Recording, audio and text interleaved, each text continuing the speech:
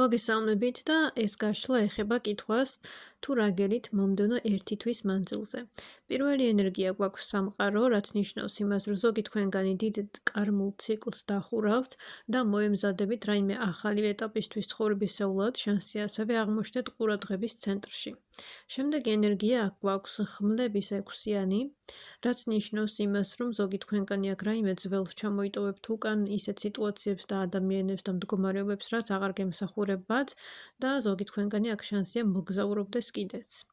შემდეგ ენერგიას რაც შეეხება, ეს არის უკვე ხმლების 3-იანი და შემდგომ ხმლების 10-იანი, რაც ნიშნავს იმას, რომ ზოგი თქვენგანი აქ შეიძლება განიცდიდეთ იმედგაცრუებას ახლო მომავალში ან რაღაცა კუთხით ერთგვარი ტრამვა ამოდიოდეს ზედაპირზე, რომელიც უნდა გაისტუმროთ და ჩამოიტოვოთ და დატოვოთ წარსულში, განსაკუთრებით რაიმე ემოციური ან მენტალური ტრამვები.